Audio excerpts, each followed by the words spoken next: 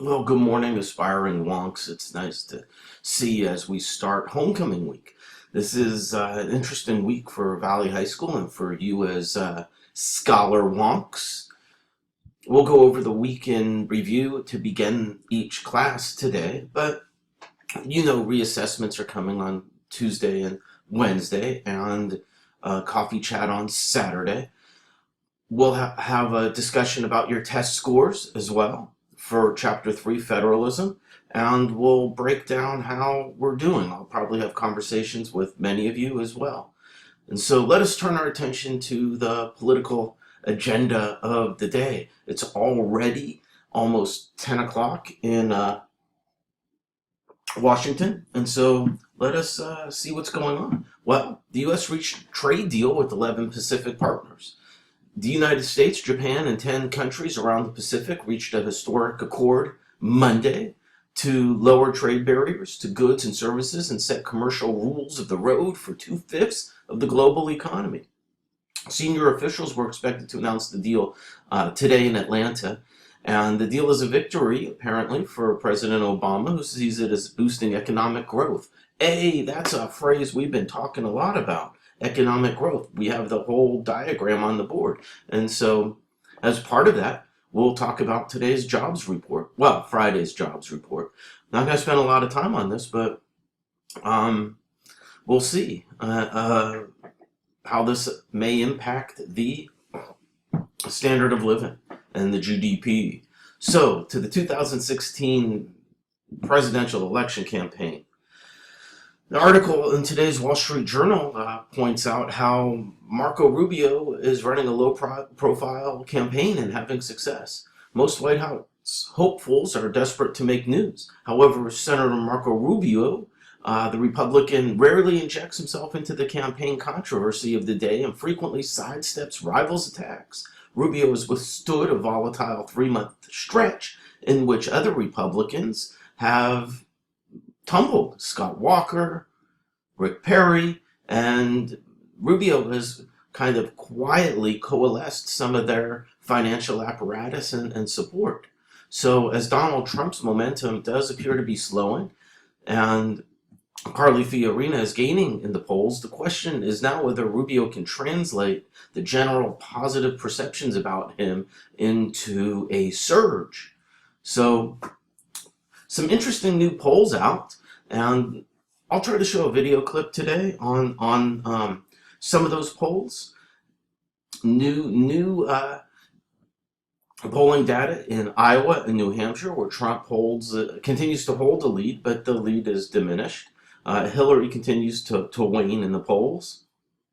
However, she today is unveiling a strict new gun measure policy. So pay attention to that and see if you find that information appealing. And today on AOL, just on the homepage, is a power ranking result of all the Republican candidates. I think that might be worth your time to check that out. Well, congressional leaders are under new pressure to find a way to pay for highway programs after a recent collapse of the House effort to use business tax overhauls to fund a transportation measure over the long term. And so how will this House come to a spending bill on highways? Meanwhile, in South Carolina, Governor Nikki Haley has urged people just to stay at home. Maybe you caught a glimpse of what they're calling the 1 in 500 year storm that has basically is almost like towns in South Carolina are like Atlantis. Suddenly they're just completely underwater. The U.S. Coast Guard continues an intensive search and rescue operation for a cargo ship with 33 members that's missing off the waters of the Bahamas. And so we'll see if they can locate those people. Maybe there are some survivors. And the Obama administration today, well, John Kerry is attending the Our Ocean conference in Chile with more than 400 leaders from government, academia, and civil society who are committed to protecting the world's oceans. Defense Secretary Ash Carter is in Madrid to meet with Spanish leaders. He's on a 5-day trip to to Europe to meet with counterparts and attend the NATO Defense Ministerial Conference in Brussels. And President Obama will attend a series of meetings at the White House. And a couple of those are closed door meetings. We don't even publicly know who he is meeting with.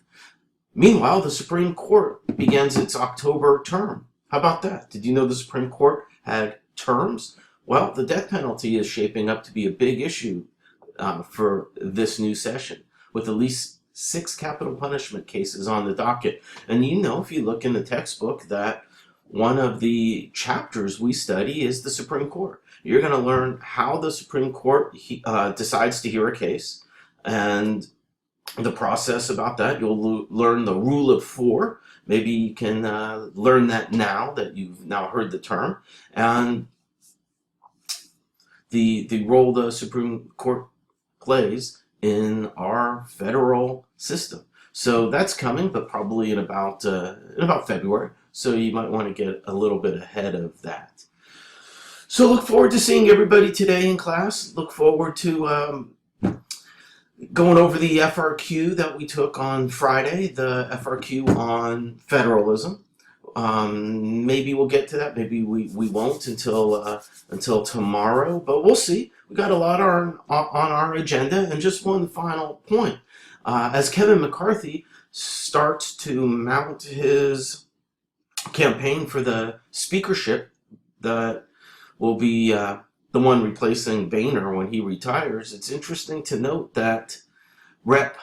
Jason Chaffetz, who is a high-profile and popular committee chairman, said Sunday he will run to also be the next speaker.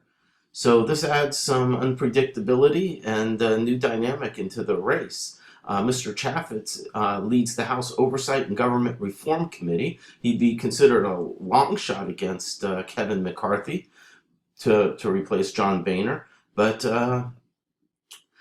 Mr. Chaffetz certainly appears to be someone who the far right of the Republican caucus in the House might consider to be more confrontational, which might be what they're interested in. So there's your morning briefing.